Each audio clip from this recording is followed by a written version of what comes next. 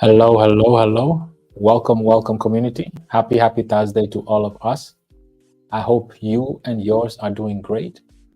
Welcome to another beautiful Thursday community live stream event on YouTube. As always, we're looking forward to these events as they literally give us the opportunity to have a dialogue, to discuss our space, the industry, talk about the current events, and really have a deeper understanding on our industry. And that's very important to us. And also to have that connection, to also have a platform on YouTube where people outside of our community can also be part of. So once more, happy Thursday to all of us. Those that are able to make it today, welcome. As always, we're looking forward to have you with us in these events today.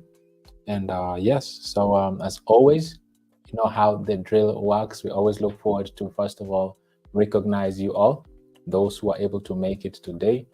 And then once we have acknowledged everyone that is here today, was able to make it, we'll be able to move forward, get to today's session. As you see, the topic of today, it's a very interesting topic today. We all understand, and we say this at the beginning of the year already, how community tokens are literally going to really dominate the space, not just in 2024, but especially beyond. And now the question remains is it sustainable?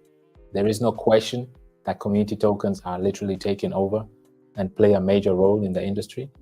However, the question remains, is it sustainable? So that's the question we're going to tackle today. We're going to look at these things in more detail.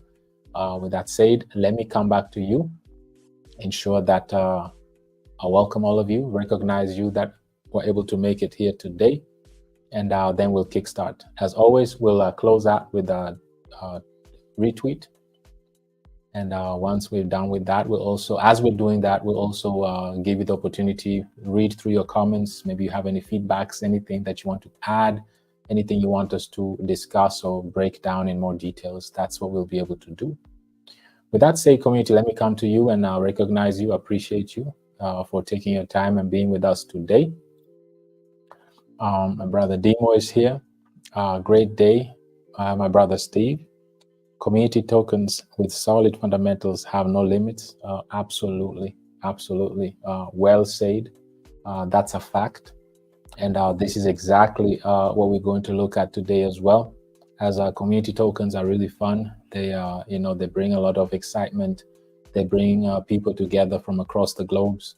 And, we want to look at how can we improve, this industry, because obviously it's a niche that is here to stay. So well said, absolutely.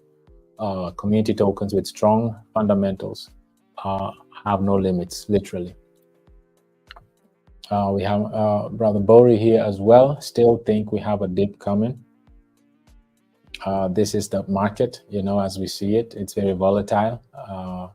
And this is the crypto space. However, because of its volatility and really modest liquidity in the industry, it really gives it an opportunity to really grow. Keep in mind, we're barely 2 trillion. We have a 2 trillion market cap. The entire industry has. So it's fairly young and it's very volatile still. So yes, that's true. Queen Lati, welcome Queen Lati. Always a pleasure having you here, seeing you here. Hello family, greetings once again as we are taken through another educational session by our developer. Thank you, Steve. And Queen Mother, we know for this life-changing project community, we are privileged. Thank you so much, Queen Lati. Always a pleasure seeing you in the community. Thank you for your leadership, your consistency, always being present in these community events. It's always a pleasure. My great brother Theo, always a pleasure seeing you here as well. Always a pleasure reading from you, hearing from you. Greetings, my great brother Steve, dearest Queen Mama Wino, and my amazing BULLRUN family. I can't wait to get this started. Let's go. We either. We're always looking forward to these events, my great brother Theo. We have Queen Patricia here as well. Good evening, everyone, and good evening, Steve. We are back again to be empowered. We cherish your commitment always. Stay blessed always. Thank you very much, Queen Patricia. Always a pleasure seeing you in the community. Thank you for your commitment, your consistency. And it's always a pleasure as well having you here. May you and yours also stay blessed. We have Queen Val here as well. Hello, Mr. Steve, our Queen Mother, and to all of Bull Runners. Greetings back to you also, Queen Val. We have Queen Cozy here as well. Greetings, Mama Wino, Brother Steve, and the entire Bull Run family. Looking forward to an exciting, educational, and inspiring session. Knowledge is power. Very, very well said, Queen Cozy. Knowledge is power. Knowledge also brings confidence, and collective knowledge as a community shared. It's amazing. That's literally like the best asset we can have, you know. So well said. That's very true. Queen Val says, happy Thursday to all of us. Can't wait to hear more on the exciting topic. Absolutely. Looking forward to that as well, Queen Val. Queen Grace is here as well. Always a pleasure, Queen Grace, seeing you in the community. Always a pleasure seeing you on social platforms. Thank you for your commitment, your consistency as well, for always showing up and being present. Thank you very, very much. You're very much appreciated. Hello, Steve, our Mama Wino and BULLRUN family. Waiting again to get more of our beloved Dev, Mr. Steve. Such a pleasure having you here as well, Queen Grace. And then, of course, we have the links ready for those that are new in the community.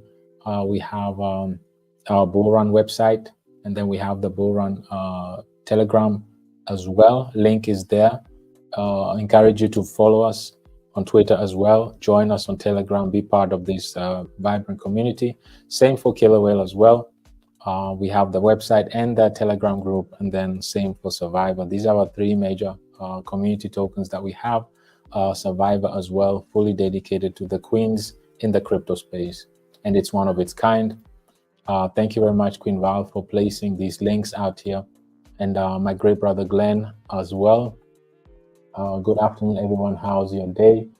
Greetings to you also, my brother Glenn. I hope you and yours are doing great as well. Always a pleasure seeing you in the community as well. I see my brother Abdullah. Warm greetings to you all. Warm greetings back to you too, my brother Abdullah. I see my great brother Thembi is here too. Greetings, amazing. Steve, Queen Mama Wino, and the BULLRUN community. Looking forward to this session. Let's go and grow. Always a pleasure seeing you, my great brother Thembi. It's a pleasure. Thank you also for your commitment, your consistency, your leadership is very, very much appreciated. And then, of course, we have Crypto Riser. My brother Crypto Riser is here as well. Hello, family. I'm glad to be here with you all. Community is key for success. Keep up the endless support, and our time will come. Very beautifully said, Brother Riser. It's also a pleasure having you around and being, amongst the community members. And very well said, community is the key to success. There is no way around it. And this is what makes the crypto space so special. And yes, we need to remain vigilant, remain consistent as we've been for the last whole year, so to speak. We've been really very consistent, very committed. This is all we need to do. And yes, our time is here. And like we always say, with the raising tides, it will raise all boats. So this is what it's all about. So with that said, community, once again, welcome to all of you. It's a pleasure. Thank you for being here with us today. I see Queen Nancy is here as well. Hello, Steve. Wishing you a great live session. Let's go, BRL. Always a pleasure, Queen Nancy, to have you here as well. Thank you for your leadership, your support, for your commitment, your consistency as well. You're very much appreciated. We have a good topic today that we'd like to discuss. Let's also ensure that we really get a good understanding of this today, as we are tackling this topic today once more. Community tokens are shaping the industry, literally. We're going to look at it in more details, and then also that we'll want to answer the question, is it sustainable? And we don't want to just leave the question out there, but we really want to, how can we make it sustainable? How can it be sustainable? And what's moving forward? What are the alternatives? And what are the moves that we need to make as an industry? And what moves have we made as a community? So these are the things that we're going to look at today. Bear with me as I'm sharing the screen. so we can get this going.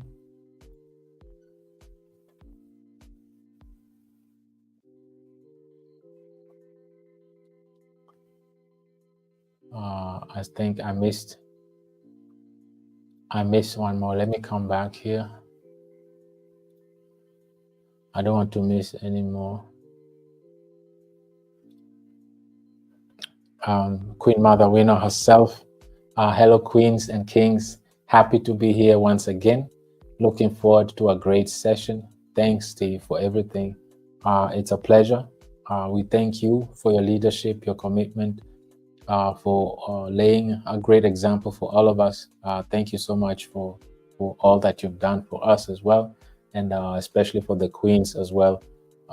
You're very much appreciated, Mom.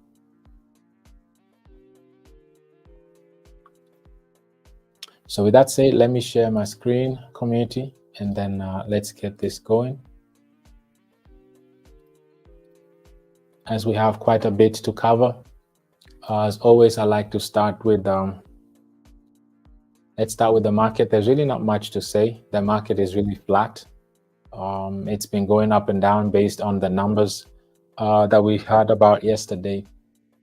On Wednesday, the numbers have been expected. So this is why we saw a fairly large rally since yesterday when the numbers were put out by the Feds.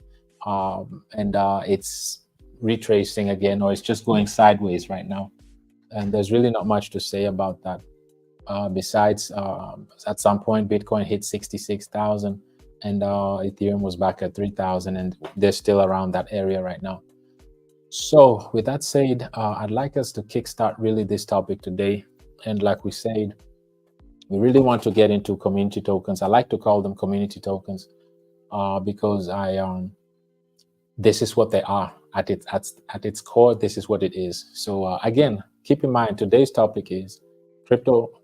Community tokens are taking over the crypto industry, and is it sustainable? This is what we're going to look at today together. Remember, at the very first day of the year, when we had our very first Twitter space on January 1st, 2024, we already put it out there that 2024 and beyond is going to be a community-driven.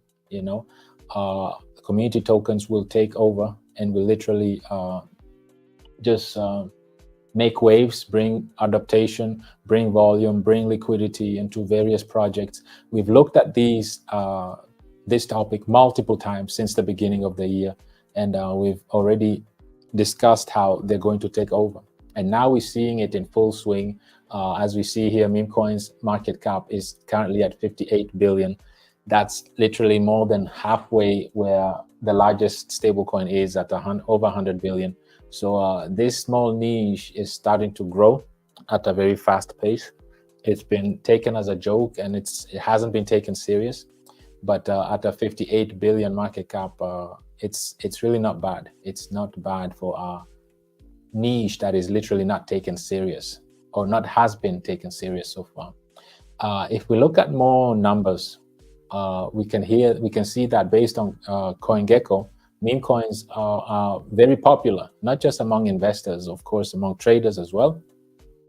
And this meme segment, of course, has outpaced the overall crypto asset market in growth, not just over the 24 hours though, but since the beginning of the year. So the crypto industry total market cap increased by 5.5%. Bitcoin increased by 6%. Now, very interesting is that just the 5 largest community tokens, based on their capital, based on the capital market cap, they account for 77% of the total value of the asset class. This is amazing. So only the top 5 alone account for 77% of the entire market cap, the value of the entire market cap.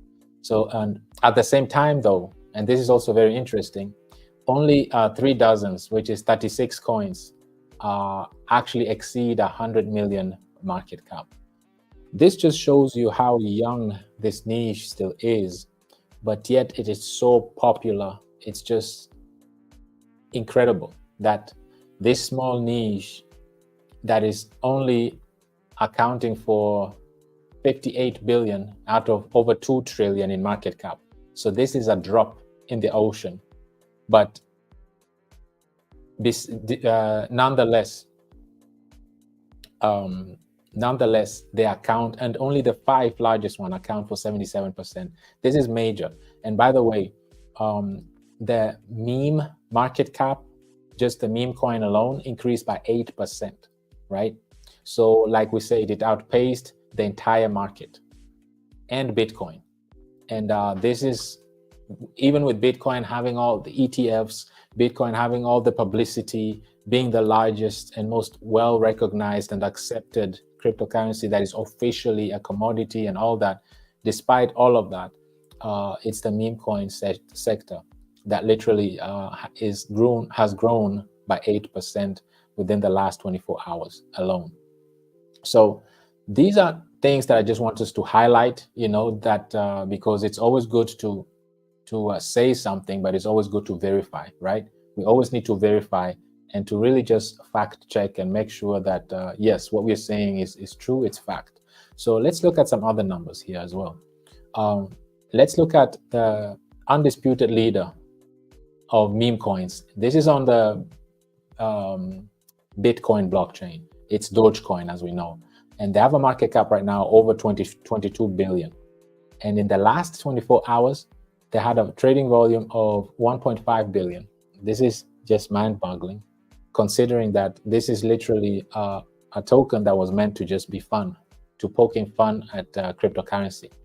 And if we go to CoinMarketCap, you see that this same Dogecoin, which is literally just a community token, is in the top 10. It's the 9th largest cryptocurrency in the space. And as we see here, it has a trading volume way above 1.5 billion just within 24 hours. And it's just amazing to see that a community token is in the top 10, literally. And it was supposed to be a meme, just a fun, to poke fun at the blockchain industry, at cryptocurrencies. And it became this major cryptocurrency community token. And of course, we see on the 11th place, we're going to look at it here as well, is SHIB. It's the second largest based on market cap. It has right below 15 billion in market cap. And the trading volume of this one in the last 24 hours is just below $1 billion in volume, which is very impressive. And if we look at Pepe, which is on the SHIB and Pepe, they are both on the Ethereum blockchain. We see Pepe right now has flipped other community tokens like Flocky and all of them, and is now is the 3rd largest community token right now at 4.5 billion. And it also has 1.5 billion trading volume in the last 24 hours. So, and when we look at Pepe, it's very impressive because, like we say, a trader, and these are headlines that just give people goosebumps. So a trader earned 46 million following when Pepe hit its all-time high earlier this week. So the trader had actually spent $3,000, right? And they had 4.9 trillion Pepe tokens. So right after that, the trader had sold 1.4 trillion and for 7.4 million.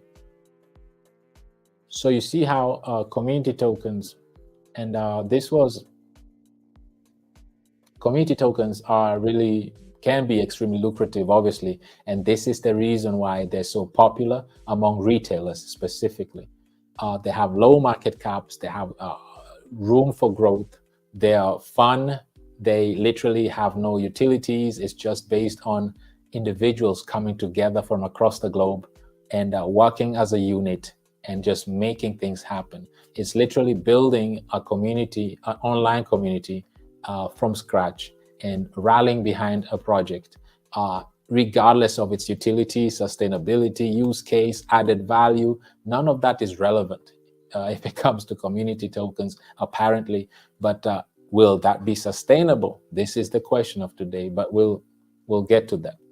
So also, when we look at this, we see how this individual, like we said, he spent $3,000 and had at its peak 46 million. He sold Pepe for 2.3 million earlier as well, and then again he sold it for 7.4 million. So just below 10 million. He made 10 million already, and he still has some left over. So it just shows you how it can be extremely lucrative, and this is the reason why you see retailers really being so eager to be part of these community tokens. And like we said, they're extremely popular because they usually represent certain particular memes or certain particular movements or current events or things that have been tweeted by Elon Musk or other influential individuals on Twitter, or just politicians poking jokes at politicians. There is like a Joe Biden, and there is an Trump token out there as well. So you just see how it's all in fun. But imagine meme coins are so popular because you can literally start a movement just to poke fun at something and collectively gain something out of it as well. So this is what makes these meme tokens so extremely popular. Dog with Hat and Bonk are on the Solana blockchain as well, and it's just been amazing to just see how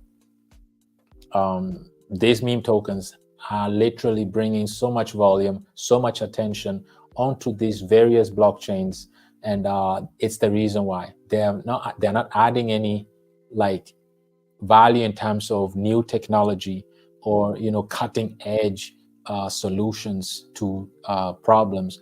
None of that. But they're simply putting together a bunch of people that are willing to run this token up strategically, and they can make it happen. It just shows how popular this really is. So with that said, let's move on to the next article here as well.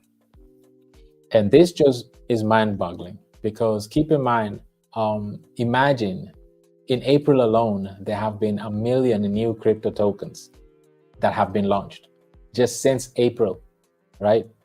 So this is 6 weeks. Within 6 weeks, we are seeing over 1 million different crypto tokens that have been launched. This is amazing. And nearly half of the 1 million new tokens launched since April 1st have been what? Community tokens, right? And they've been created on the Solana network. So almost half of it have been meme tokens on the Solana, right? Now, if we look at it even closer, more than 1 million new tokens, like we said, have been created since the start, with over 370 have been on Ethereum blockchain. And the 640,000 tokens have been mostly, of course, meme coins, and were launched on the Solana blockchain. And the 372,000 new tokens that have been launched on the Ethereum network, 88% were launched on the layer 2 Coinbase, known as the Base blockchain.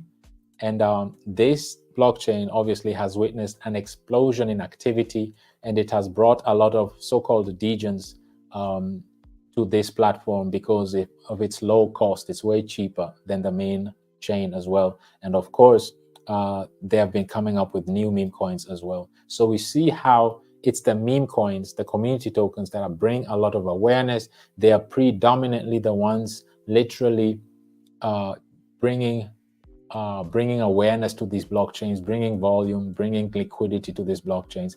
And these are all behind these meme tokens or community tokens are retailers, you and me. Always keep that in mind.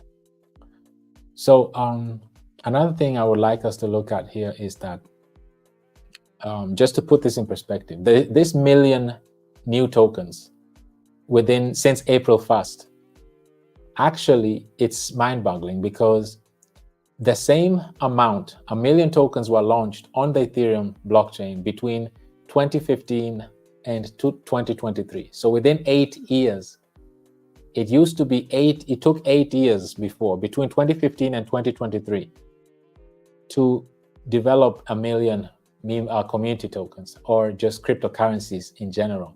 But this time, it took 6 weeks to do that. What does this tell us, right? because this was twice the number of tokens created on Ethereum, right? So it's actually even double that number. So that means between this time, there was only 500,000 new cryptocurrencies on the Ethereum blockchain. And now that number in 6 weeks has doubled. So this just shows you the demand, that is out there for these community tokens. The demand is out there, and it's just mind-boggling to see the effects on it. And also total value locked, that's the liquidity on the base chain, has surged around 630%. That means it went up more than 6 times, right? And since the beginning of the year. This is amazing. And this is not driven by cutting edge technology or just these utility tokens. No, this is strictly community tokens led by retailers. That's it. So meanwhile, 643,000 new tokens that were created on the Solana, right, during the same time frame. And the irony here is that out of these tokens, 466 were what? Community tokens. They were meme tokens, right? It just shows you how the majority of these tokens, these new tokens that were launched on the Solana, they are based on meme coin, right? They're all community tokens. So this is very important to really understand what's happening here. And also what I want to highlight here, though, not everything is rosy, of course, right?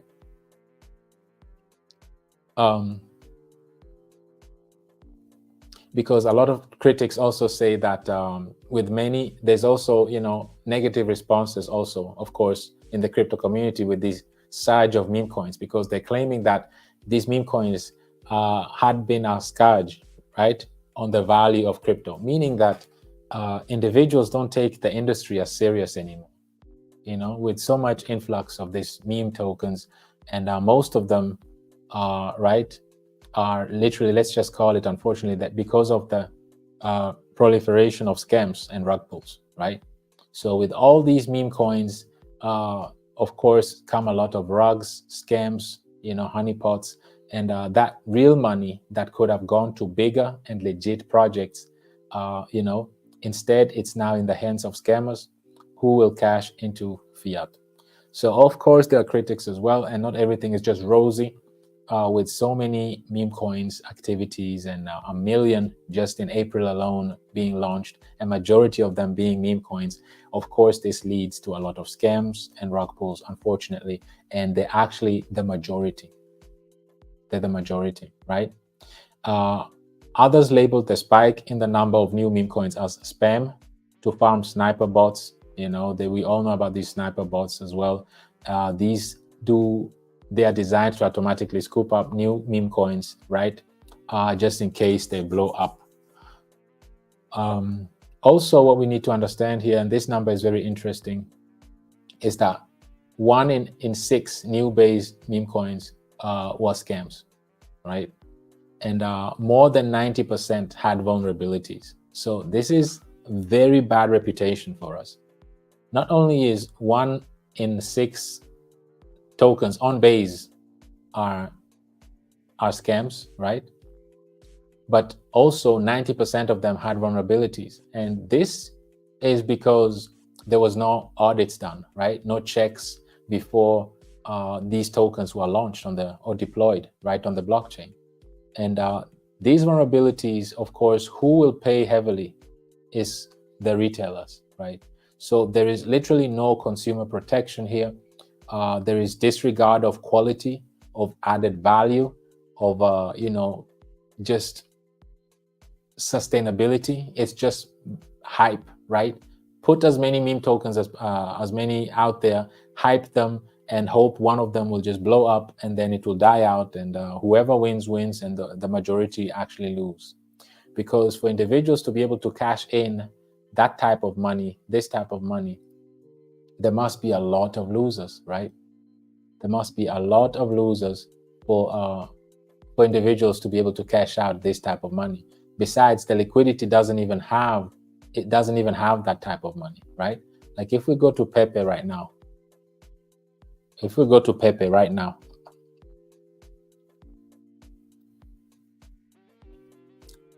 look at, it has 47 million in liquidity, right? So this individual who bought Pepe within 10 minutes of its launch, they still have, it says they still have roughly, they still had like 56 million, right? So this 56 million, but Pepe only has 40, let's say 47 million, right? So they alone can literally rug this whole project. So there is not enough liquidity. Well, Steve, here you are again talking about liquidity. Why is liquidity so important? This is why. You see, why are people jumping into crypto?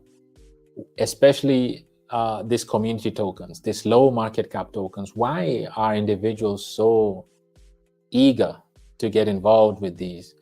Because GameStop in particular, this is very famous. In 2021, this is now the stock market. There's a history of an individual that was literally taking the lead on Reddit, and they had millions of holders, of members within that Reddit group, and they all agreed to literally pump GameStop, which is a brick and mortar video game store that was considered dead, because the digital era that we're entering in, and you were able now to stream video games or just download them literally. You won't have to go to a physical store to do that. But this specific store, this specific company, supported by retailers such as you and myself, there were about like 8 million members. They rallied behind this and literally pumped this stock and literally broke Wall Street. A lot of hedge funds lost billions of dollars due to that. And but at the end of the day, of course, Wall Street won, because like we said, Robinhood, the app that was used to be purchasing this, they were compromised, meaning that they stopped retailers from purchasing more of this stock. And because of that, they literally saved Wall Street and these hedge fund companies from making even more losses during that day. But now there are meme coins on the blockchain using that are actually called GameStop. And many of these have caused also a lot of rallies, right? And they're unofficial meme coins, right? They're not affiliated with the real company. It's just a meme coin that came out. And this really caused a lot of pumps going on as well. And it's just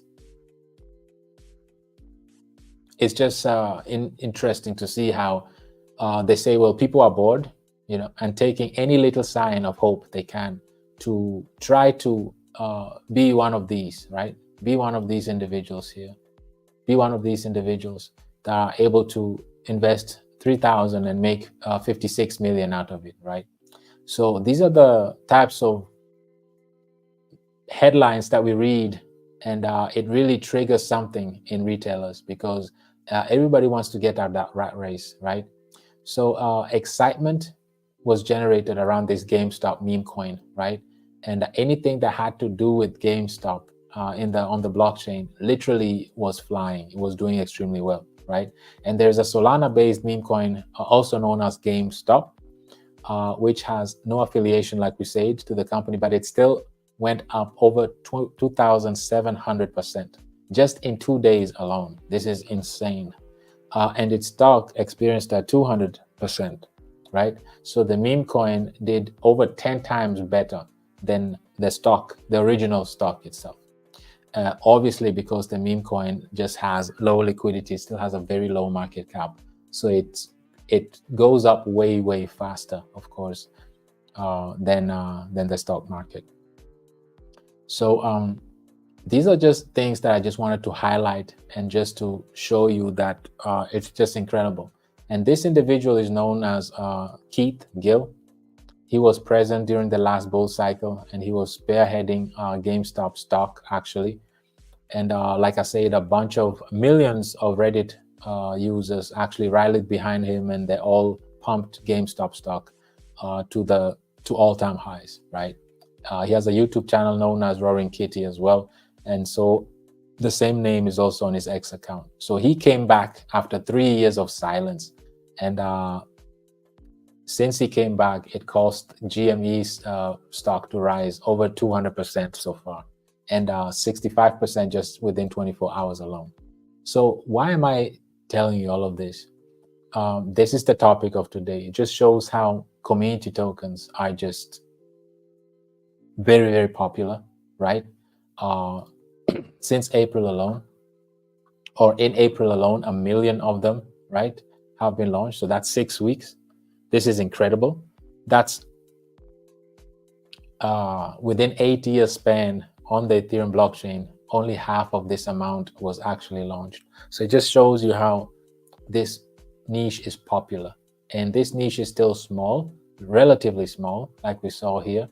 It's only a 58 billion market cap, right? So it's a small niche, but extremely popular. Now, is it sustainable? After we've had all this, we've seen all this, is this really sustainable, right? Is this here to stay? This is now an article that we should know by heart by now, because this is one of our favorite articles. We always used to use this. We always like to use this as a standard, right? And this has nothing to do with just picking on meme coins or community tokens. This is for the entire industry. We know that cryptocurrencies have failed, right? The test of being the digital money. And by now we know why, right? They've performed poorly as a medium of exchange and a store of value.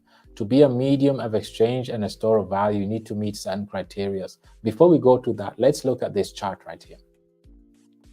This is what we are facing currently. This is the real world. This is the real traditional market that we have right now. We are in a monetary system that is, first of all, debt-driven, that is inflationary, and that is losing purchasing power. As you see here from the top left all the way down to 2020, you see how so much purchasing power has been lost, and it will keep happening, because if you're using an inflationary money that is losing purchasing power and that is debt-driven, this is the result. And there's nothing wrong with it. Many people think that it's a flawed monetary system. Yes, it's flawed. However, it's flawed by design. It was meant to be like this, to keep the 99%, to keep the retailers in this rat race, in this debt race, right? So that we'll never get out of it. So it's done by design. It's not flawed by mistake, but it's literally a trap made by design, consciously, strategically, to keep the majority enslaved and in this rat race, in this debt-driven monetary system. This is very important to understand. Now, we ask ourselves, what does it take to be a medium of exchange and a store of value? And why did cryptocurrencies fail, right? The digital monetary test. And why only cryptocurrencies and not stablecoins, right? By now we know that stablecoins, not cryptocurrencies, right? They're the ones that will be the financial ecosystem of the future. We've gone through this many, many times. And by now, we as a community, we should know this by now. We've been talking about this for months now. And that the stablecoins will play a major role in debt management for the US and any other central bank currency, so to speak. And also it will be the catalyst to trigger the bull cycle. And also because once these stablecoin regulations are put in place, it will literally force stablecoin issuers to start purchasing trillions of dollars in US debts. And also, we know that BlackRock, they have their liquidity fund also out here, and it's also focusing heavily on purchasing and repurchasing US debts, right? And their token BULLRUN is tied directly to USDC also. So this means that this fund that will be literally the largest liquidity fund on the Ethereum blockchain, that is strictly launched to provide liquidity for these collateralized assets, right? Tokenized assets. It will cause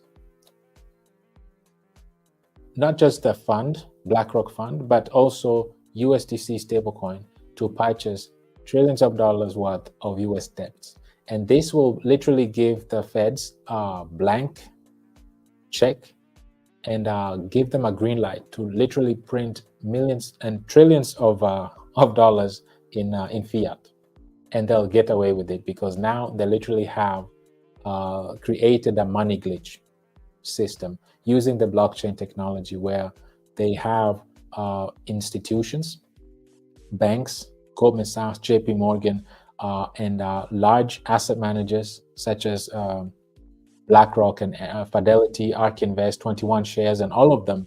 And they created a system strategically where they are literally creating money funds that their clients, millions of clients, can invest in, and they are purchasing US debts. And this is a good thing for us because this will allow the Feds to print as much money as they wish. And this is needed to literally kickstart the industry.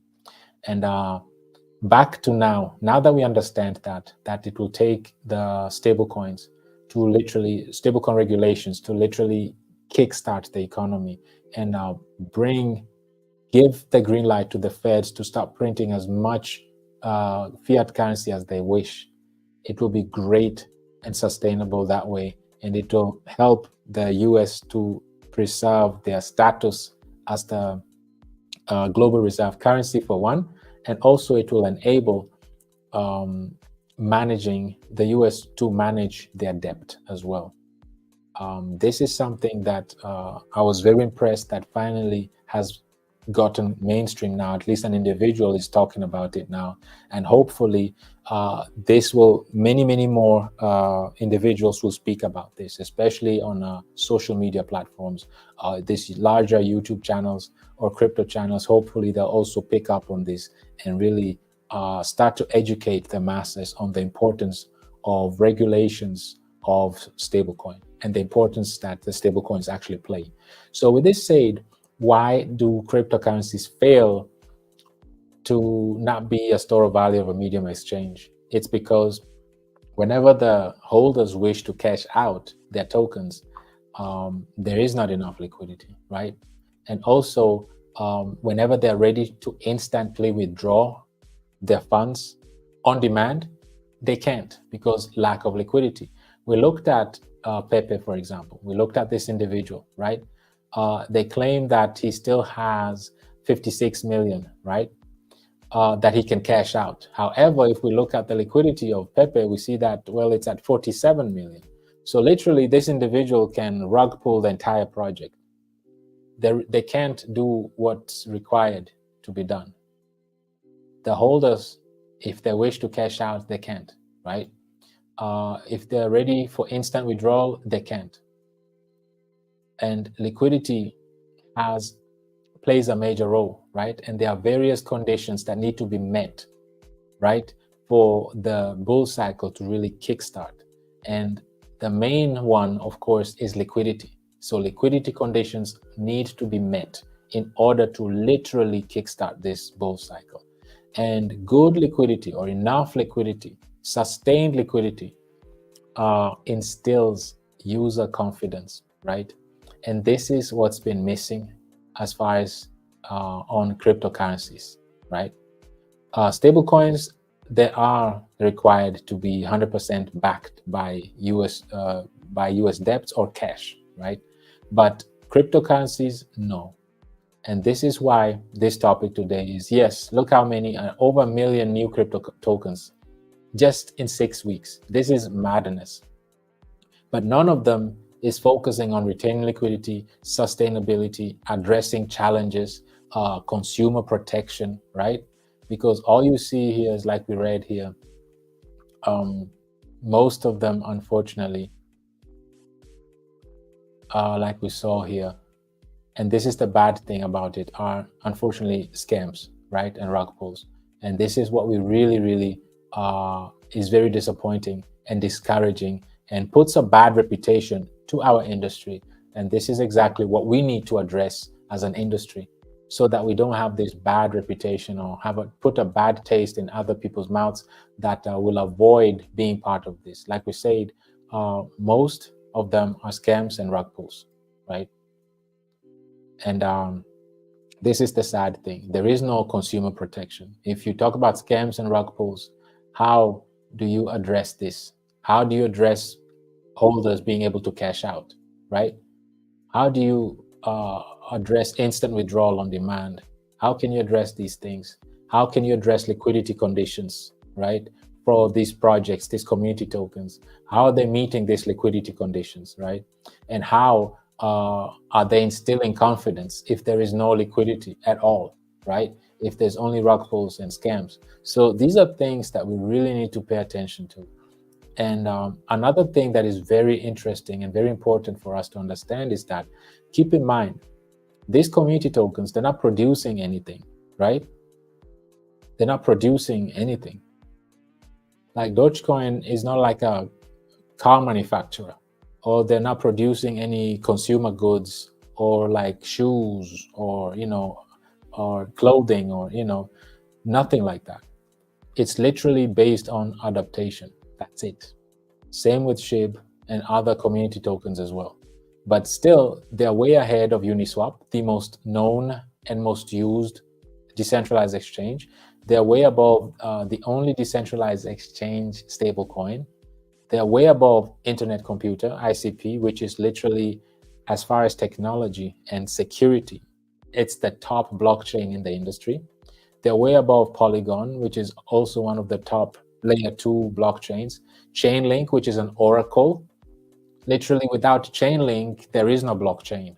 They are allowing us, enabling apps, even our staking platform, to be able to get all this data and show all this data on the blockchains. So what am I saying here? We see how community tokens with literally no utility, no use case, no added value, they're not solving any challenges in the space, they're not sustainable. However, they still rank, according to their market caps, above major blockchains, major applications, major high-tech blockchains, decentralized exchanges, and so on and so forth, stable coins, even Chronos. This is like crypto.com blockchain, but Pepe is above it, right? SHIB is above it. Dogecoin is above it, right? So this just shows you that if it comes to community tokens, a community, retailers coming together is way more powerful than even the underlying utility. So now think about it. If SHIB is where they are, Pepe is where they are now, Doge is where they are now, just based on sheer will and collective effort of a community, how much more efficient will these community tokens be if they had fundamentals as well? Add strong fundamentals to it. Now imagine how much more stronger these community tokens would be if they had, on top of the community, they were literally fundamentally strong as well, And to really highlight what we're just talking about, it's always good to say something, but it's much better to verify it, right? We all know that Microsoft, no computer right now, no personal computer, or even your mobile tablet for that matter, can operate right now without a licensed copy of Microsoft, right? Software. If you want to use Excel, Word document, PDF, PowerPoint, all of that, you need a license from Microsoft. So they are producing software. They are producing goods, right? And service. So same with Apple. Apple is a consumer-based tech company, right? They produce smartwatches, tablets, phones, of course, like we know, earpads, so many things. So they're producing things. They're a production company, right? Amazon, we know. Amazon doesn't produce anything. They just connect consumers to merchants, right? And they do the connection and then they run the logistics. That's what they do. But still, they're moving, getting things, moving things around, moving goods around and offering service, right? Google, we know, they're also a service-driven and data-driven company. They're a data company, right? All of them It took them between 21 to 44 years to hit $1 trillion in market cap. Even though they're literally adding value by, through service, through logistics, through goods, consumer goods, through softwares, and so on and so forth. However, the technology, Bitcoin, that literally doesn't produce anything, doesn't offer any consumer services or anything, it took it only 12 years, right? So almost half the time of the largest, of the one of Google, which took the least amount to hit $1 trillion. So this just shows you, and the point we're trying to make here is that with the blockchain technology led by Bitcoin, it's all about adaptation. It's not about production or consumption goods. As long as the technology, the platform is being adopted, that's how it grows. And why am I saying this? Is because once you understand that we have a small niche that is literally 58 billion small, it's a drop in the ocean, and that these community tokens, known as meme coins, are literally so hot, they're in demand, high demand, that there's 1 million of them being made just in 6 weeks alone. 1 million of them are being launched on 3 major platforms, literally, which is Ethereum, which is Solana, right? Ethereum, Solana, basically those two mainly, of course, with the layer 2 Ethereum blockchains as well, but mainly Ethereum and Solana. So this is amazing. So the demand is here, right? The niche is still small. Individuals are making millions of dollars in the shortest period, right? So all of this is great. However, is it sustainable, right? And the downfall, the issues here, like we saw, is because of this. Majority of them are scams and rug pulls. So even though we read headlines such as this, we still know that majority of them are rug pulls, unfortunately. And 90% of them are, like we saw here, 90% of them had vulnerabilities, right? Meaning they were not audited, and their codes, their smart contracts were compromised, had vulnerabilities. They were able to be hacked. They lost a bunch of money, and all of that. So this is not good. So when we want to answer the question, is this sustainable? The obvious answer is and should be no, this is not sustainable. You can't be pumping out 1 million tokens every 6 weeks. 90% of them are vulnerable. Majority of them are scams, right? They're not adding any value to the industry. They're not solving any problems. They're not sustainable, right? And then with such headlines, it just creates so much FOMO, right?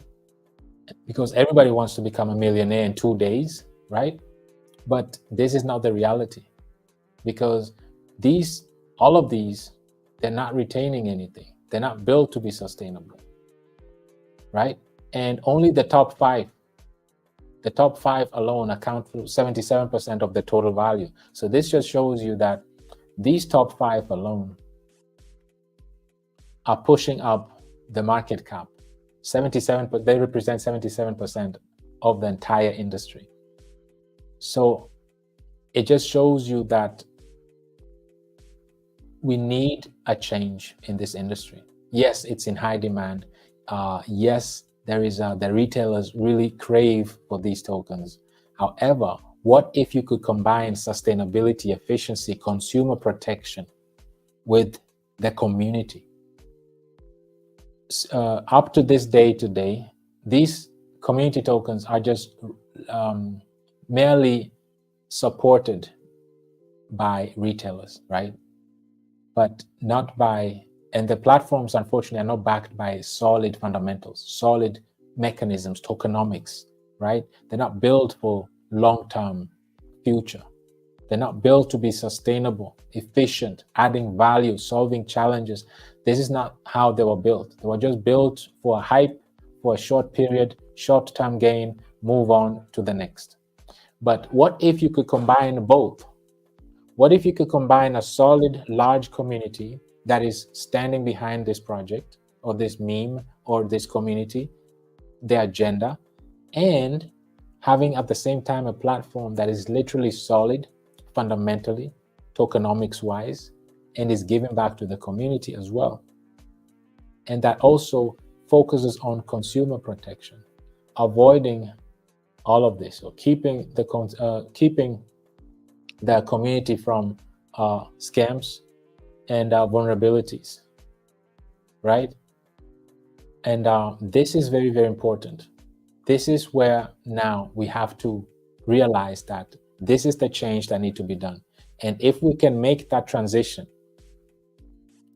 and really be the community that offers that, then we'll find ourselves in a pole position where literally there's not much competition whatsoever.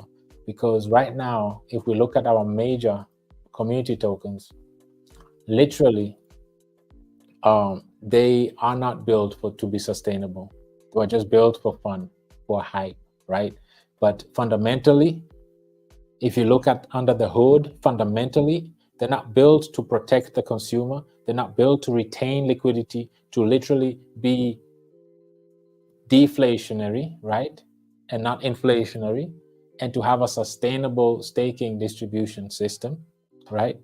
And they don't have that, unfortunately.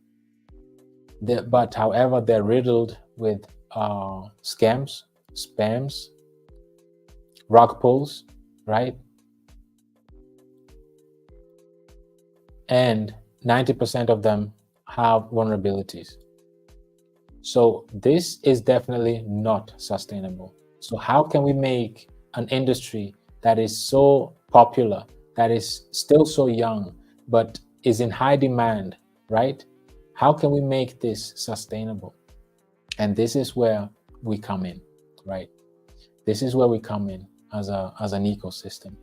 This is exactly where we come in, because we understand that in order to literally be relevant in this space, you need to be able to address one thing. And this is very interesting. You need to be able to address consumer protection. And this is when the holder wishes to cash out their tokens, they should be able to do so, right?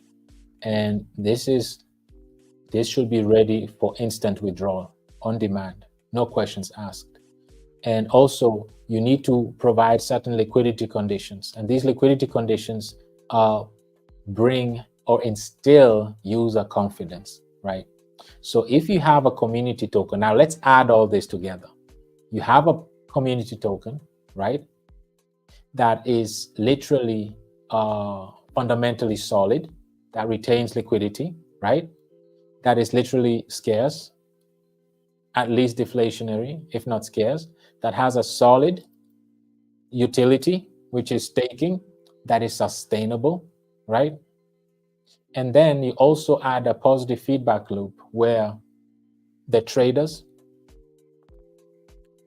don't have to worry about being sold on by the holders, existing holders already, because lack of liquidity, just like this individual, right? We see that he still has 56 million worth of Pepe. But if we go and look at Pepe's liquidity, it dropped now to 45 million. So this one individual right here that is on the headlines right now, right?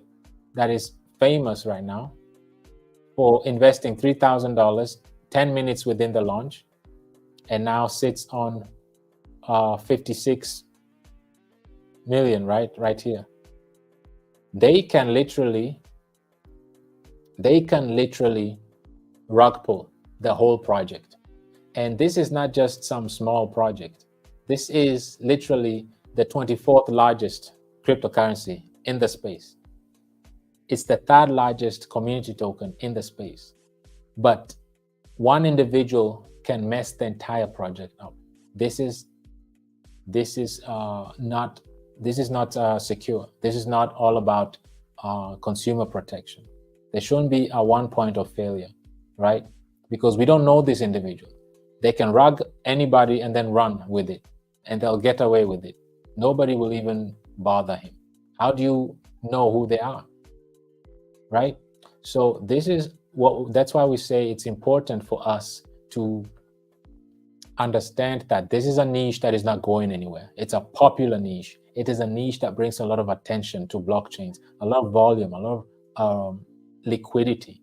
However, at its current stage and the rate of production, 1 million in a month, in 6 weeks, this is not sustainable. It's not going to be sustainable. And specifically being understanding that most of them are scams and rug pulls, and also how 90% of them are literally have vulnerabilities. They have not been audited. They have not been verified.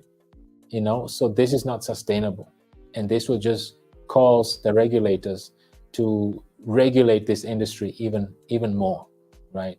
And this is why we say that if you can combine a community, a large community like the top meme coins, with a sustainable platform like ours that has strong fundamentals, that literally retains liquidity, because in order to meet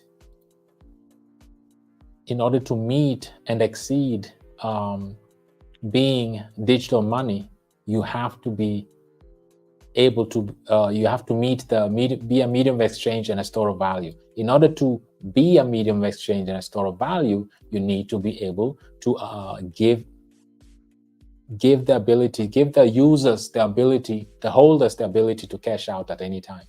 That means you need to have mechanisms in place, the right tokenomics fundamentals within your ecosystem. For example, as far as liquidity, it's not just through taxes, but it's also through our platform mechanism, the 10% reserves, right? That we are staking, and you receive USDC, and this USDC will be used to provide liquidity. And also through our boosters, right? We have an unlimited amount of boosters, meaning that the more we grow as a community, the more these boosters will be in demand, because if you don't buy these boosters and stake them, you are limited to 70% of your USDC distributions. So all those who aim to maximize their USDC distributions, there is no other way than to purchase these boosters. And this is another unlimited source and stable and sustainable revenue source for liquidity as well. And then, of course, using our bulldozer effect, this, of course, also on a community level enables the community to also use their USDC distributions accordingly in order to be able to also contribute in the volume and liquidity production and retention. So we are retaining liquidity not only on a smart contract level, but also on a protocol level, and then also on an NFT level, right? A sustainable level, and then on a community level as well. And keep in mind, like we said here, we saw that unfortunately, the majority of these projects are riddled with, like we saw here, let's go there, 90% had vulnerabilities, right? And this is the reason why we ensure that we audited all 3 smart contracts. And we had to pass the checks and the audits first, right? Before you deploy them. And before we even did the audit, we had to test the functionalities of the smart contract, right? That's why it takes time. So if you really want to deploy a solid smart contract that is adding value into the crypto space, that is actually solving real world challenges through smart contracts, you can't deploy it within days. It will take months, if not a year, to get it ready, because you have to do all the testing, you have to do all the coding, right? And you have no copy paste. It's original code, so you have to take your time and write it correctly the right way. And then you have to also go to third-party auditors and have them run through it as well, test them as well, and ensure that there are no vulnerabilities, right? This is very important. So with no vulnerabilities, you avoid the scams, right? And then with legitimate communities, you also avoid scams and rug pulls. And this is how you add value simply on a consumer protection level, right? And with, like we saw here, what we need to do here is that in order to instill confidence to users, what did we see needs to be done? You need to have good liquidity in order to instill user confidence. And this is why we stress on liquidity. And this is why we put in different various mechanisms in place in order to retain liquidity, because we know that liquidity instills confidence in consumer. And if the consumer has confidence, they'll be reluctant to sell out, because they'll be more willing to stake the tokens and be part of the USDC distributions. And once they do that, the traders won't have to worry about them being sold on once they enter the position. And this creates the win-win position situation, because the more traders come in, the more liquidity comes in. The more liquidity, the more trading volume comes in. And the more trading volume, that means the more USDC distributions. And before you know it, you have this positive feedback loop, and you created a sustainable community token that is in high demand, is free of scams and rug pull, right? And is also not part of the 90% of vulnerabilities, because the smart contracts have been audited, right? They've been taking the time, they're original. And with deep liquidity, we also now have deep consumer or user confidence. And this is what we need. So at its current stage, community tokens are not sustainable. They're not built to literally be sustainable, right? Unfortunately, not yet. And this is what we need to address. This is what we lack as an industry. We need to address this. We need to start developing community tokens that are more responsible towards their consumers, that place the consumers and lay emphasis on consumer protection. How do you protect your consumer? By allowing them to cash out whenever they feel like it, by giving them instant withdrawal option if they feel like it, right? By fulfilling liquidity conditions favorable to the community members, right? And also by, once you have the solid liquidity, you instill confidence in them. But none of that exists right now. None of that exists in the community token world right now. Dogecoin, SHIB, Pepe, Dog with Hat, Floki, Bonk, none of them focuses on all of these strong fundamentals. So that means it gives other community tokens that are yet to be developed great opportunity to do this better, to learn from the mistakes of those that came ahead of us. All respect to all these community tokens.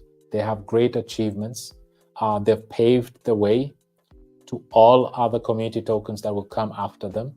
However, reality still remains that it's still lacking, because if you see how somebody tells you they still have 56 million worth of Pepe and there's only 45 million left in the liquidity pool, this just shows you this is a red flag. This just shows you that, okay, it can be rugged by one individual any moment, and they'll get away with it. Nobody knows their identity.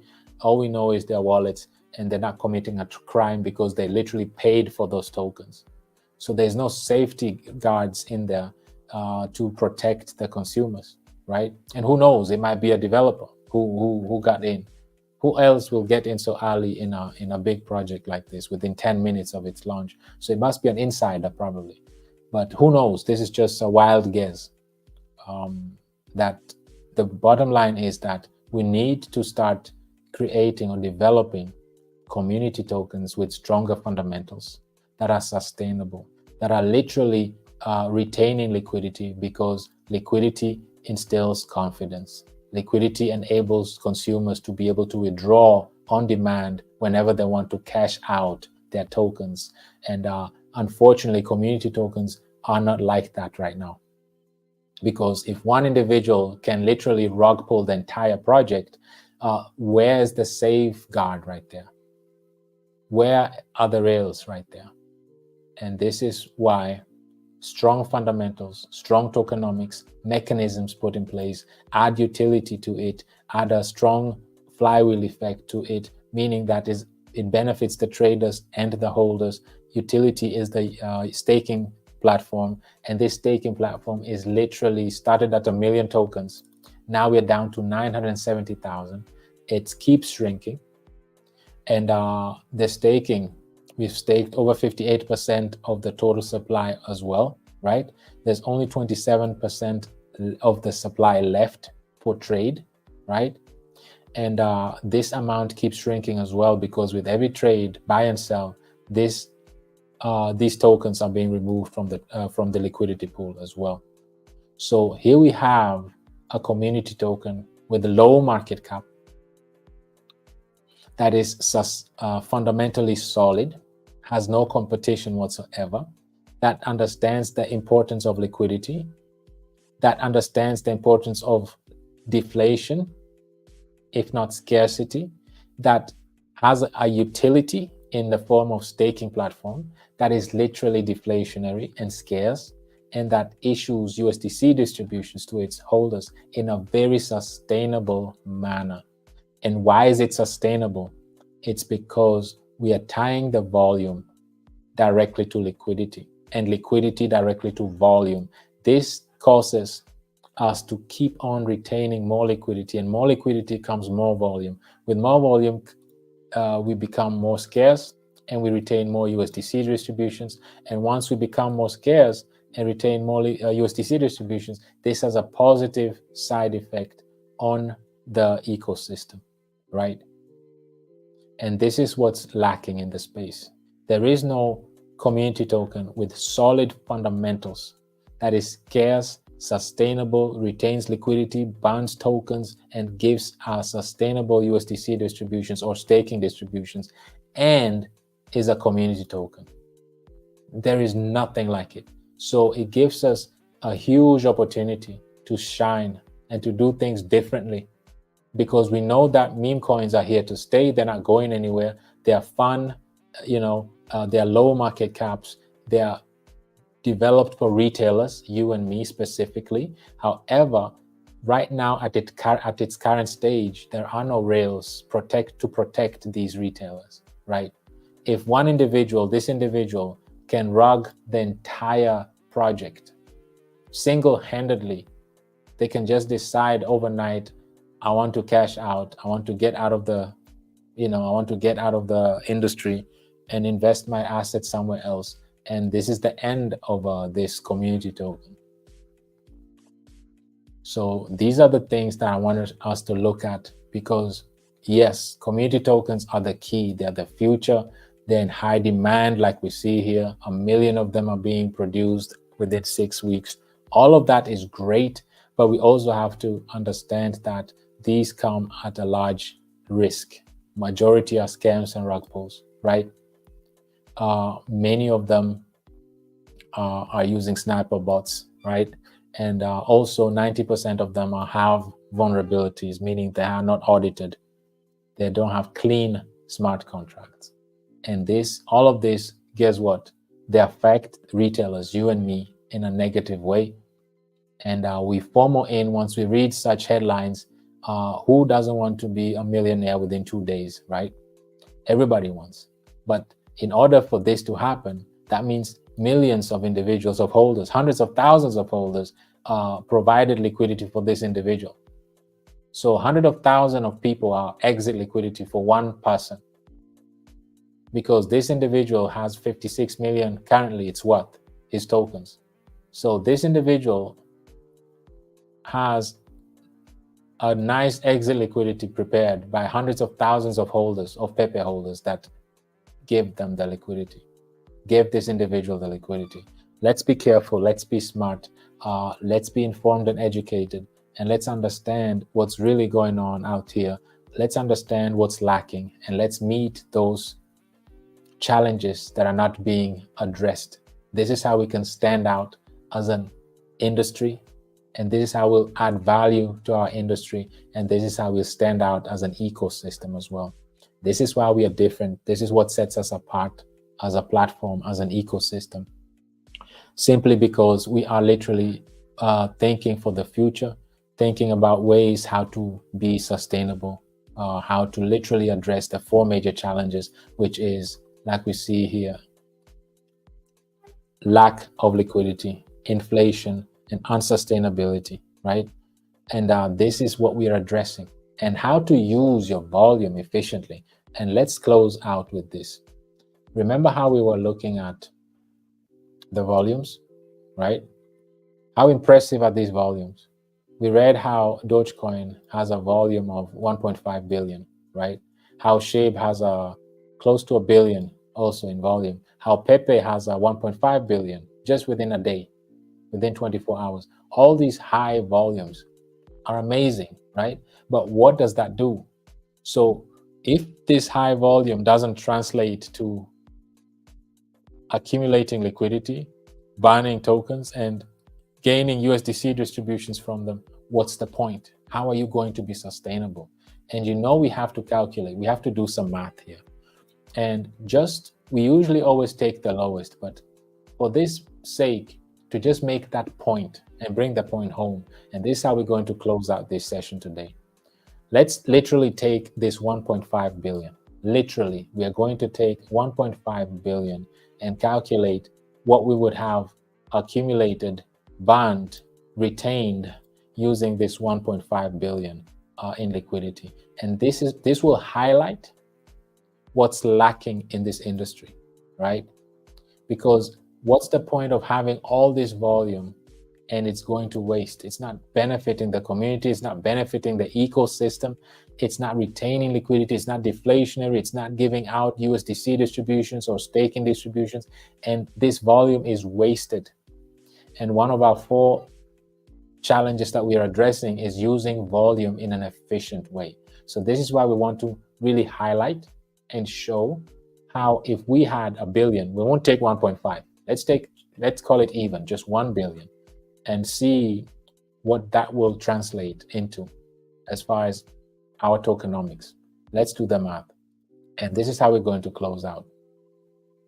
So let's close out. Let's say we had 1 billion in volume, right? And let's calculate 1%. So times 1%, that's 10 million right there. So in one day, 1%, that's 10 million. So that means 10 million worth of USDC, right? This is our staking platform. So that means in one day, currently we are sitting at 1,300 USDC in our stake. This is our staking. This is a contract. You see, it's a contract. It's a smart contract that has been audited, as you see here. It's our staking contract right here. It's been audited, right? So this smart contract here accumulates USDC, right? You see here, it's accumulating USDC based on volume, as you see here. It keeps 1% of the trading volume retains USDC, right? So we did the math with 1 billion because we see that these popular community tokens have between 1 billion to 1.5 billion, right? So if we use the billion, so 1% of 1 billion is 10 million. So that means 10 million USDC in one day would go towards those who decide or chose to stake, right? So instead of 1,300, there will be 10 million USDC right now, every single day, every day, for the community to just feast on, right? And that means this number will increase because more people will stake and want to be part of that 10 million USDC distributions, right? At the same time, because of the 1 billion in volume, this number will also keep decreasing because we are deflationary. We're actually scarce. So 1% reaches 10 million. So that means $10 million worth of BRL on a daily basis will be banned and removed from total supply. So this number will keep decreasing. It's shrinking, right? Now, let's get to the sweetest part, is liquidity. To do that, we need to multiply this by 3 because this is 3%, right? 3% goes to liquidity. And this is really the most interesting part, because what did we say? To be a medium of exchange and a store of value, what do you need to be able to do?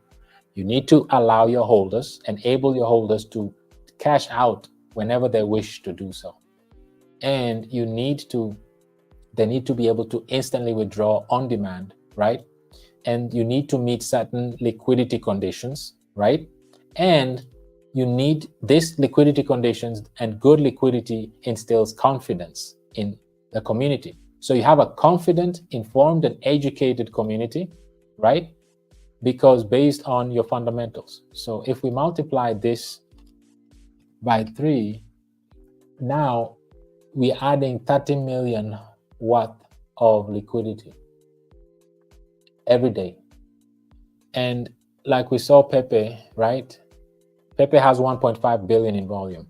Today it's 1 billion, actually. It's sitting at 1 billion volume. And look at its liquidity. Let's round it up. Let's say it's 50, right?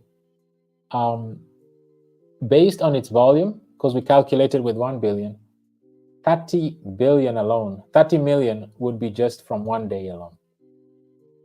So within 2 days, literally, we would surpass this current volume if they had our tokenomics. In 2 days, they would have 60 million, right? And they've been over a year now, and they had amassed 49 million with 1 billion in volume. What a waste. So this just shows you that in 1 day, based on our tokenomics, we'll accumulate 30 million in liquidity. But let's calculate in 1 month. So we multiply by 30, right? So that's 900 million, close to 1 billion. So within 1 month, we would literally have, if we divide this by, say 50 million, right? We'll have 18 times more liquidity, 18 times more liquidity within a month than Pepe currently has, like this. Actually, it's 45. I calculated with 50 million liquidity. It doesn't matter. So even if it's 20 times more. So this just shows you how inefficient the current meme coins are. They're very inefficient. And these are the top. Dogecoin is the same, very inefficient. SHIB, Pepe, none of them are retaining liquidity. And all this volume is useless. It's useless. Why have such volume and you're not using it efficiently? You're not giving back to the community. You're not retaining liquidity. You're not buying any tokens with it. What's the point? You're wasting your volume. And this is what makes our ecosystem different.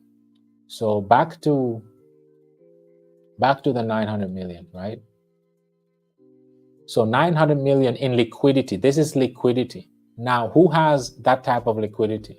There's only one cryptocurrency that has anywhere close to it. That's Bitcoin. So within 1 month, we'll be competing with Bitcoin in having the most liquidity in the market. And within 2 months, because if we multiply this by 2, we'll have 2 months worth, right? So within 2 months, we've surpassed Bitcoin. Within 2 months, these community tokens, if they had our tokenomics, if Dogecoin, SHIB, and Pepe was having our tokenomics right now, it would take them 2 months to double Bitcoin's liquidity. Double it. How serious is that? Imagine a community token that is doubling the largest cryptocurrency with ETFs in 2 months. Now, don't you think it will legitimize this industry? And don't you think it will go from 58 billion market to trillion but it's not sustainable at its current stage. So a lot of things need to change. And these changes need to come in the form of addressing these 4 challenges. Use your volume efficiently, right? Like we just said, use your volume effectively. Retain liquidity, burn tokens, and accumulate staking distributions, and don't give out your own native tokens. Once you can address all these challenges and you provide a safe environment by having audited smart contracts, right? And having multiple mechanisms on how to retain liquidity, now you have yourself a platform that even if you have volumes such as these top community tokens, you can easily outpace even the largest of them all, which is Bitcoin. And once you have a sustainable, efficient platform that is backed and supported by a community, now you start benefiting from your efficientness, because now burning more tokens, accumulating USDC, and locking this staking amount percentage being higher, and this number keeps shrinking, this obviously will have a positive impact on what we never focus on, but what Bitcoiners always are so eager to focus on, right? And with time, it will cause the BULLRUN token to literally be the most expensive one with the highest price in the crypto space, simply because it's fundamentals.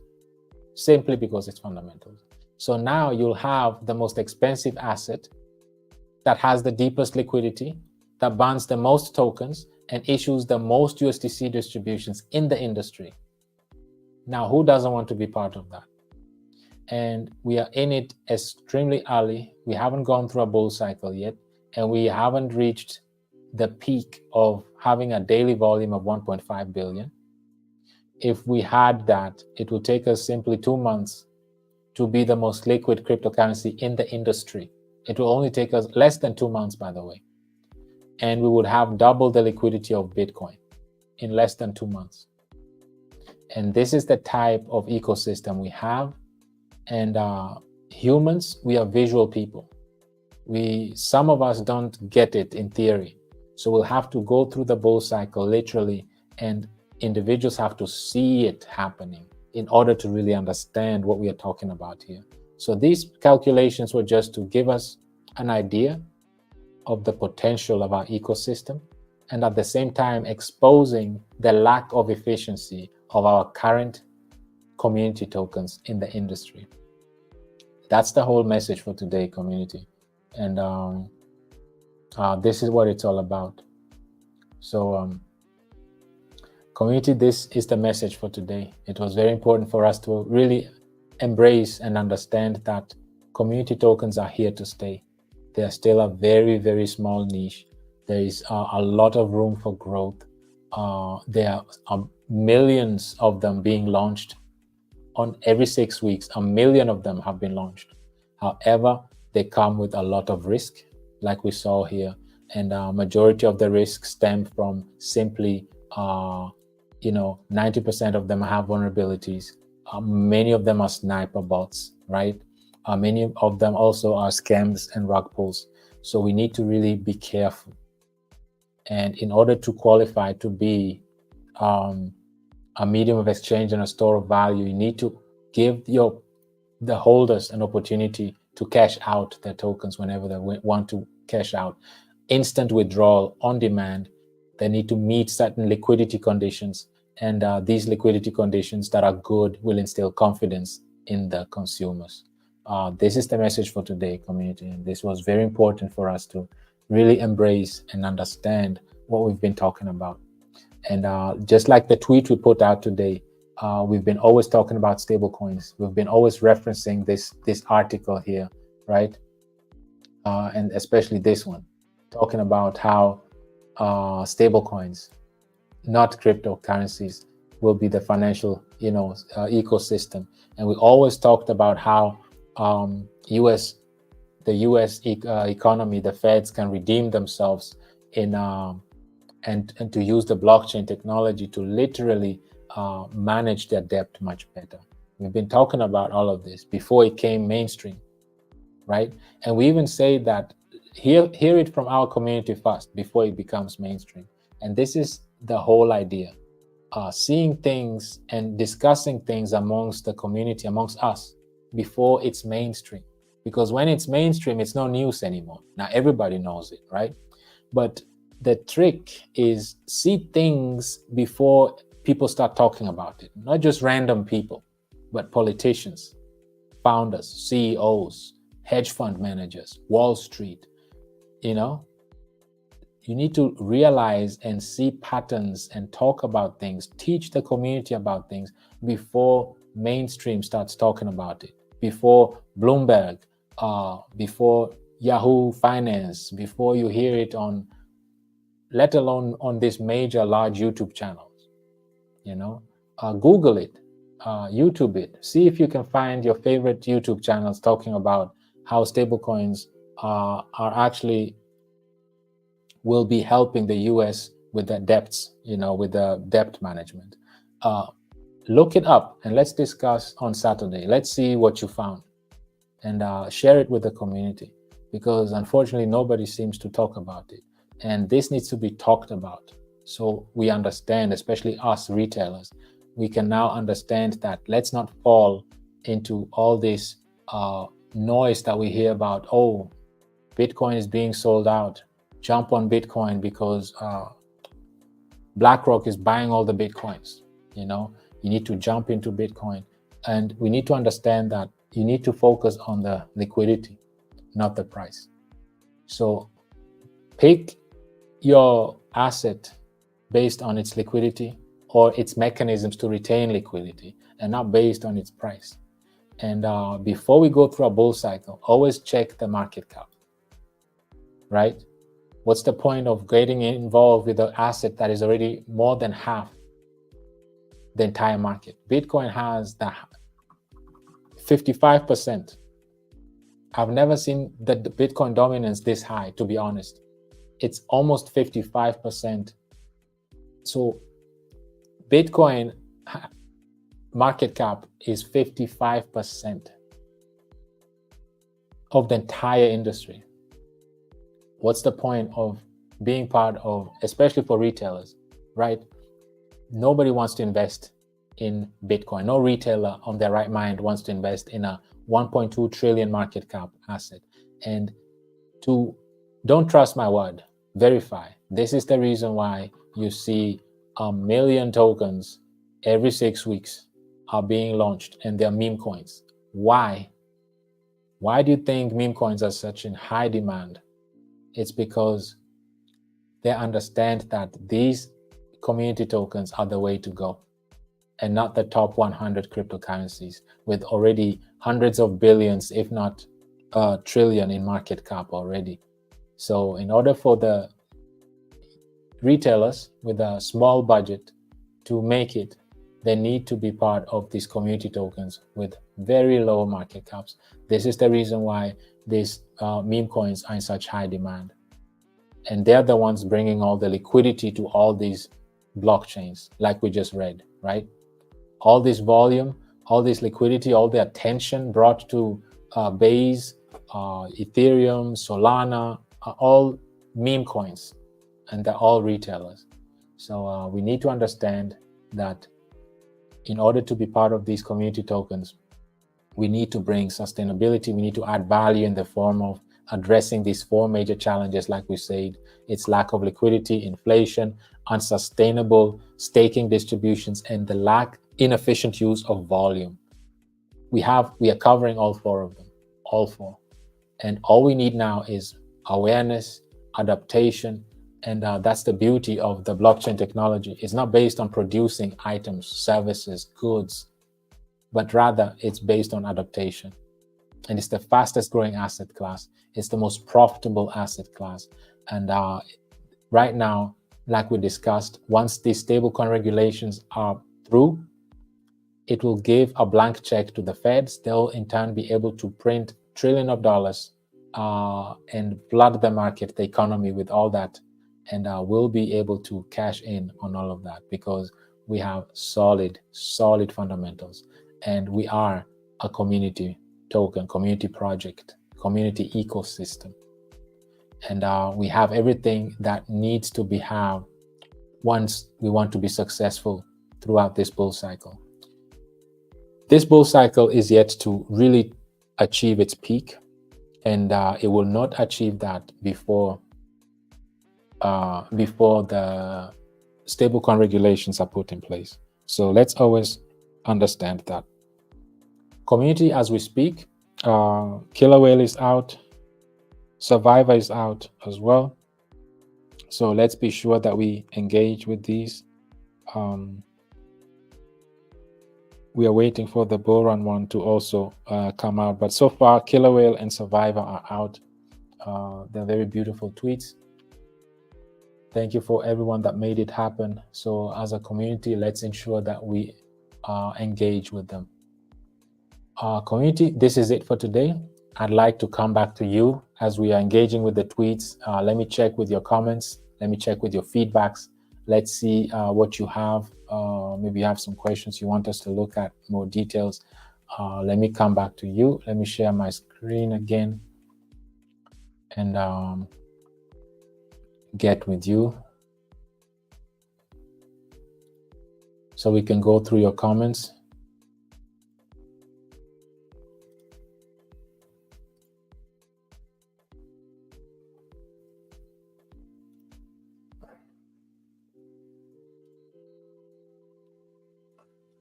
Okay, community.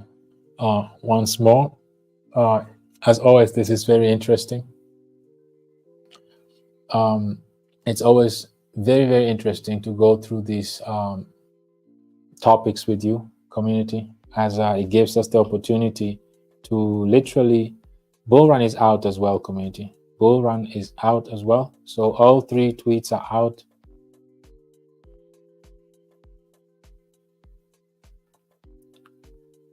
And now we can really focus on your comments, on your feedbacks, on your questions. Let's go through them, community. Where did we stop? Uncle George, always a pleasure seeing you in the community. What a pleasure to have you here always. Hey, Steve. Hey, BULLRUN community. I'm always delighted to be part and parcel of our educationals. Absolutely. It's always such a pleasure having you here as well, Uncle George. And thank you also for always being so committed, persistent, consistent as well. And I see you all over different platforms, spreading the good news of our platform, our ecosystem, and educating the community as well. So for all your efforts, thank you very much, Uncle George. We have Queen Val here also advising us to hit the like button. As we know, the reason why is to reach as many people as possible. This is how the algorithms work. The more likes and comments we have on these videos, the more reach it will get to reach as many people as possible. And that's the whole idea of these. That's a great idea. That's the whole idea of these community events as well. My brother Glenn says, sounds like a good thing. Can we partner with one of the top 5? For example, he says here, SHIB. You know, the whole idea is to really stand out and make a mark, you know. And we have lots of respect for these other community tokens that came ahead of us, in front of us, and they paved the road for us as well.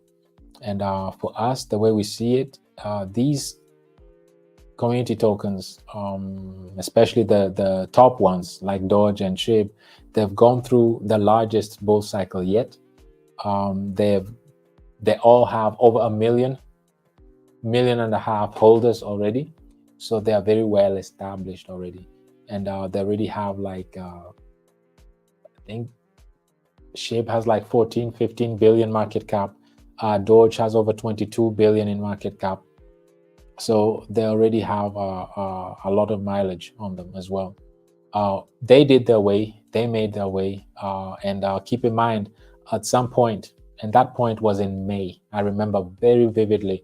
It was May 14th when SHIB was considered a scam. May 14th, 2021.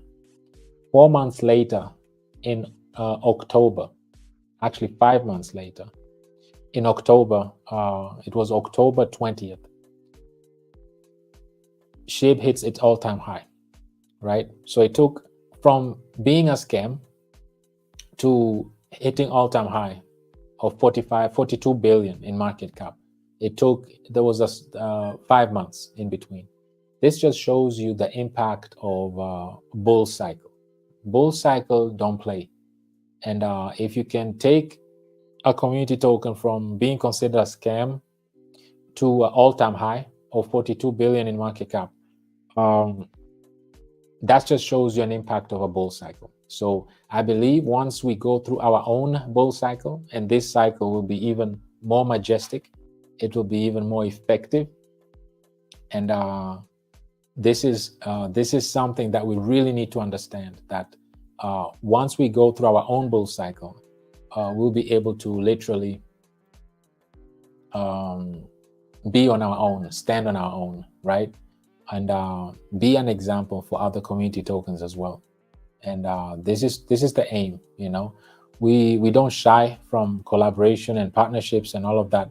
But I believe once we go through our own bull cycle and we utilize the full potential of our ecosystem mechanisms, tokenomics, and all of that, we'll find ourselves in a very favorable situation where we won't have to go out of our way to seek for partnerships. It will be rather the other way around. And we have to just give ourselves the time to really go through a full bull cycle and to really see our ecosystem at its full potential. And then we'll really appreciate what we have, because there is nothing out there like it. There's nothing out there like it. And we haven't seen an ecosystem like ours go through a bull cycle, especially this one that will flood, especially Ethereum blockchain, with so much liquidity, because the largest liquidity fund, which is BlackRock's fund, right, in partnership with Circle, the USDC issuer, because they have deployed that liquidity fund on Ethereum blockchain, it will not only bring a lot of awareness to the Ethereum blockchain, but it will also attract other asset managers that are eager to have their own liquidity fund, also to deploy them also on the Ethereum blockchain. And because we are already paired with USDC, USDC aims to become Circle aims to become the first full reserve digital currency bank. That means they are also they and also this BlackRock fund will be heavily purchasing US debts, and this will, like we said, give the green light for Feds to start printing, and they'll print nonstop and flood the market with so much liquidity, because it will be needed to accommodate all these tokenized assets that the US market alone is 50 trillion. So that means $50 trillion worth of treasury bills, which is bonds, treasury US debts, will have to be purchased to just cover the US market in the US alone, the real estate market in the US alone, let alone globally, just the US alone. So, and that alone will surpass the current US debt. So one industry, which is real estate in the US, if that alone is tokenized and placed on the blockchain, that alone will surpass the current US debt system. So this just shows you the potential and the type of liquidity we're about to experience that will be flooding the industry, the blockchain. And we're already in it. This is why let's take a deep breath, let's relax, let's really understand the privilege we're in right now. We're really early on before liquidity really starts being into flooding the space. The elections are still ahead of us. The regulations, stablecoin regulations, are still up there, needs to still be approved. no institutions yet, or this blockchain liquidity, BlackRock liquidity fund has not yet started purchasing US debts en masse. Stablecoin issuers have not yet started purchasing even more US debts en masse, because they will be required to do so. And also, especially USDC, that wants to provide liquidity to all these tokenized assets that Larry Fink, in partnership with Circle, which is the USDC issuer, wants to provide liquidity for. So we are up, or we can look forward to a very, very successful bull cycle. And we only have to go through one of these in our lifetime, and we'll be set. So let's take a deep breath. Let's understand that we in a comfortable situation right now.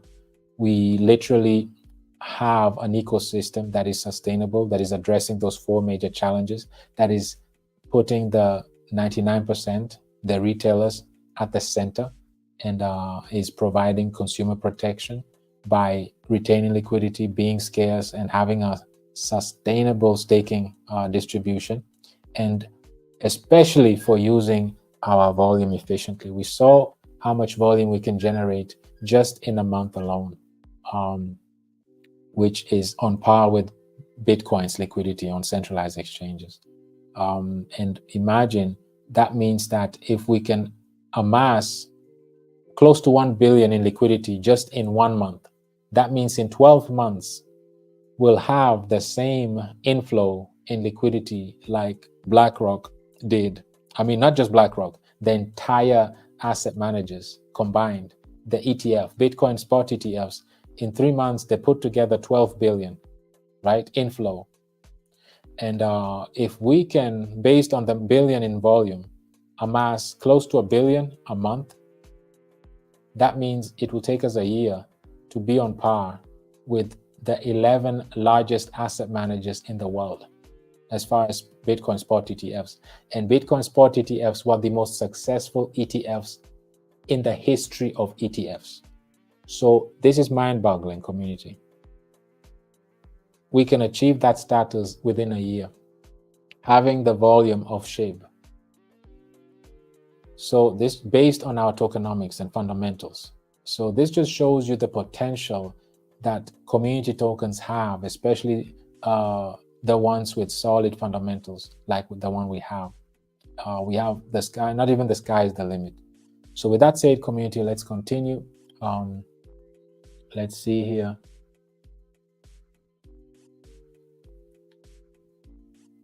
We see that the tweets are out. This the Killer Whale tweet is out, like we said. Survivor is out as well, and then the BULLRUN tweet is out as well, community. So this is great. Thank you very much, Queen Val. We see here Queen Patricia says the session was very enlightening. This is profound. Thank you very much, Queen Patricia. We have Queen Sakina says thank you too for being here, for being part of this session today. I see my brother Glenn says can't wait for the BULLRUN to get started. Absolutely, so am I. Can't wait for it as well. It will be massive. You've been through the last cycle. You at least you know how what we can anticipate, what we can expect. It's just a joyful time. BULLRUN is fun. BULLRUN is extremely fun. So we're all looking forward to this. We have Queen Dumi here as well. Queen Dumi says, thank you, Steve. Very interesting session tonight. Always so informative. Thank you too, Queen Dumi, for being present today and being consistent as well. It's always a pleasure seeing you in the community. We have Queen Goleba here as well. We thank you, Mr. Steve, for this important education. Thank you too for being persistent, consistently showing up for these sessions. You are very, very much appreciated. Queen Kina says this is the best investment to fight inflation. You know, you're absolutely right, because what we always need to look at is how can we use this amazing technology to its fullest, right? and then use it not just to its fullest, but to benefit the community, the 99%, right? And what you just said is right on point. We have the technology to literally fight inflation. The technology is here, right? It's up to us to really deploy it, use it efficiently, be creative with it, study the industry, study the markets, understand the opportunities, address the challenges, and then develop a sustainable ecosystem, have it adopted by the community. And that's what it takes. That's all it takes. And then run it through a bull cycle, one that is extremely liquid like this one. And that's it. That's all we need, and we'll get to where we need to get. So yes, absolutely true. This is an amazing platform to be running through a liquidity-driven cycle like the one that we're about to go through. My brother Glenn says, thank you for sharing. So my takeaway is, let's give our bull run life and the tokens in the ecosystem a chance to go through a bull run and see how we come out of on the other side. For the meantime, accumulate. Those are your words. I'm just reading what you said. Those are not my words, but well said, well said, well said. That's on point, Brother Glenn. Very well said, very well said. And that's the whole point, Let's have the opportunity to go through this bull cycle, because we see that these community tokens that manage to go through this bull cycle, they literally, especially the blue chip ones like Dogecoin and especially Shape. Shape was really flooded. Shape was looked as a scam. It was looked as a knockoff of Dogecoin. It wasn't going anywhere. All of that. And 5 months later, it hit all-time high, and it's been a blue chip since to this day, right? So many people can talk, but at the end of the day, it's the community that really dictates. But what's been missing are the fundamentals. So we want to see a community token go through a bull cycle that has solid fundamentals like our bull run ecosystem. That's one thing we've not seen go through a bull cycle yet. So we are very curious to see and to just live through a bull cycle and see what will happen. And we can all imagine what will happen because we have an understanding of what will happen. And Quintina already said it, as she really understands, and as all of us, I'm sure we understand, based on our fundamentals, what we can expect. With that said, community, I want to thank you all for participating in today's community event. It's been a thrill. It's been really exciting to be here with you all today. I want to thank you all for taking your time to be part of this session today on this beautiful Thursday. You are all very much appreciated for your commitment, your consistency, for your dedication, for showing up every time, and for being part of these community events.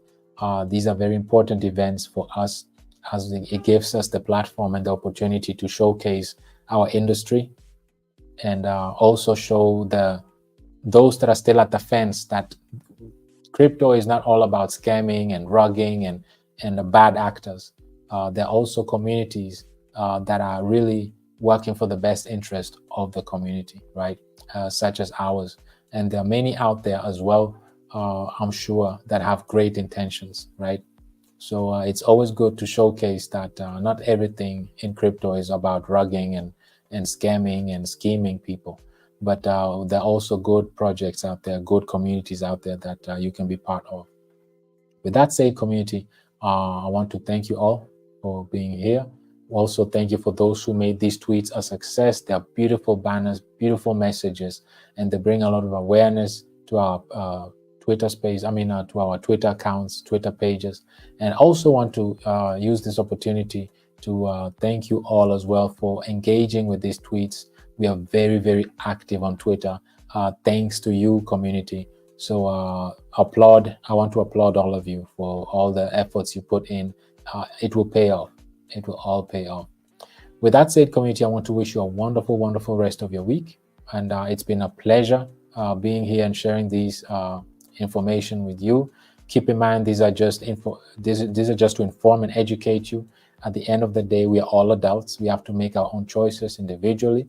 And at least we have information here and educational material that we can make an educated choice, individual choice, and we can move forward with this. The aim is for all of us to be successful.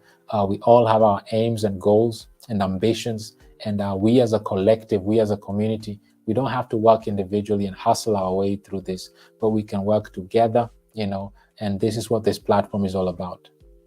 As we work together using the platform's full potential, we will achieve our goals individually, but working as a community.